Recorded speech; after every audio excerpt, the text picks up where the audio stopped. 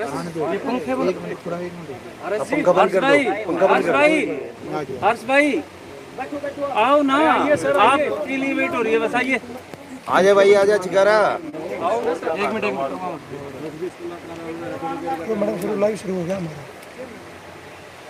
रुक जाओ 10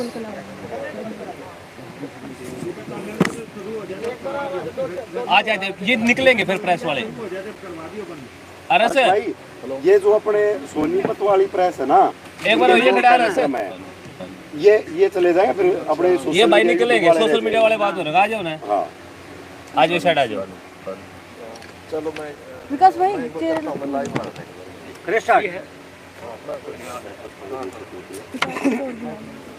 विकास जी, आप भी बैठो। पवन जी कहाँ है? पवन जी नमस्कार जी। पवन जी, पवन जी आ जाओ। वॉइस ज्यादा हो रही है प्राच्या की।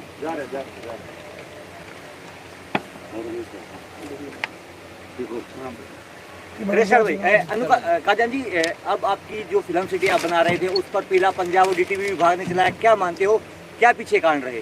आपको नोटिस भी जारी किए गए डीटीवी विभाग द्वारा, क्यों तोड़ी गई? क्या कोई इसके पीछे साजिश की वो आ रही है क्या आपको?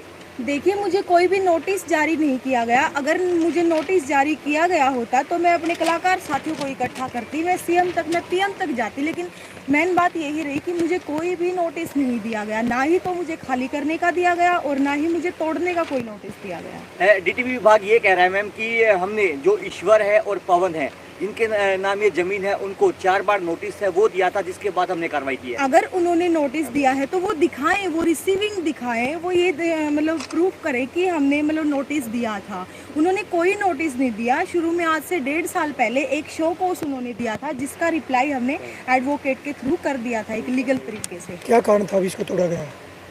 ये तो प्रशासन ही बता सकता है, ये बात आप प्रशासन से पूछिए, मेरे से नहीं। क्या आपके पास इस पूरी जमीन पे फिल्म सिटी बनाने के लिए सीएलयू या फिर कोई सरकारी कागजात है कि हम यहाँ पर निर्माण है वो कर रहे हैं? देखिए, ये कोई मतलब कमर्शियल एक्टिविटी नहीं थी, ये अपने कल्चर को बढ़ावा देने के लिए, ऊपर उठाने के लिए थी। और जब एक कल्चर को बढ़ावा देने के लिए कोई भी एक्टिविटी हम करते हैं तो उसके लिए शायद सीएलयू की ज़रूरत नहीं होती। और हम कलाकार लोग हैं, हमारे पास इतना बजट या इतने पैसे नहीं होते कि हम रिश्वत देके और हम लाखों करोड़ों रुपए की सीएलयू लें और फिर हम काम करें।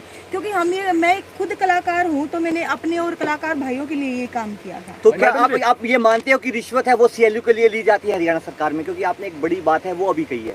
हाँ जी बिल्कुल। देखिए, मेरी कई लोगों से बात हुई, मेरी डीटीपी से भी बात हुई, सबसे बात हुई, तो सबने मतलब यही कुछ ना कुछ मतलब प्रॉब्लम क्रिएट करने वाली ही चीज़ें मतलब बताई मुझे। तो क्या आपने इस पूरे मामले को संज्ञान में मुख्यमंत्री या फिर जो प्रशासनिक अधिकारियों के आप लेकर गए थे? क्या आप मुझसे रिश्वत है उसकी डिमांड की जा रही है सीएलयू को लेकर?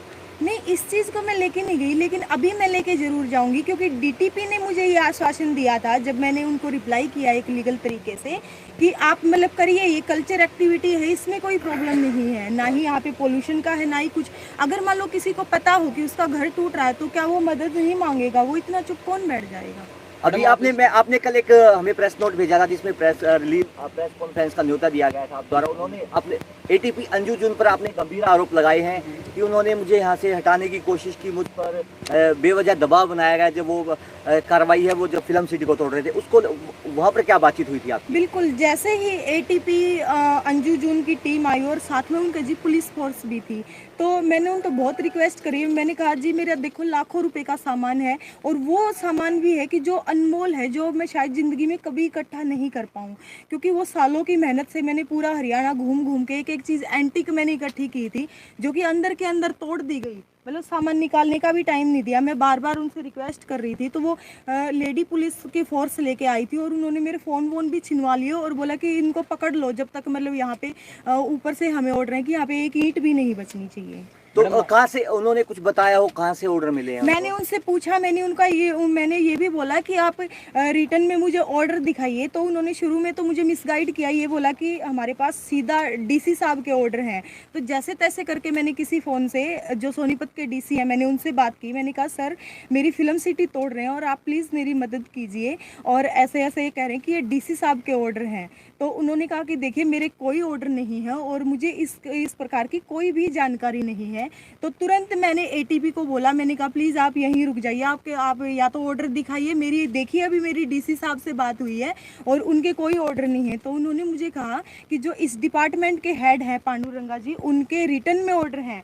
तो मैंने उनको बोला अगर आपके पास ऑर्डर है तो शो मी, दिखाइए मुझे। तो वो भी उन्होंने नहीं दिखाया और सब कुछ वो 1.5-2 घंटे में ख़त्म करके और चले गए। मैडम जी जिस वक्त भारतीय संस्कार और संस्कृति मिटने लग रही है, आपने एक अदना सा प्रयास किया कि मैं हरियाणा की संस्कृति को बचाऊं, लेकिन आपके सपनों को चूर कर दिया गया। क्या कहना चाहोगे इस बारे में आप? मेरी पूरी जिंदगी की कमाई है जी ये, और कहना आज के दिन मेरे पास कुछ भी नहीं बचा, क्योंकि एक 13 साल की बच्ची ने एक सपना देखा था। मैं हमेशा सोचा करती कि सब मुंबई क्यों जावे हैं, सब पंजाब क्यों जावे हैं शूट करने, वह लोग यार्डे क्यों नहीं आते। तो वो ही मैंने एक छोटा सा प्रयास करा था, क्योंकि मन में पता है मैं एक फीमेल आर्टिस्ट हूँ और मेरे साथ और भी भाने इस इंडस्ट्री में काम कर रहे हैं। कह रहे हो कि कमर्शियल प्रोजेक्ट नहीं था, लेकिन यहाँ पे जब शूट होता था उसके पैसे लगते थे या फ्री था वो चीजें?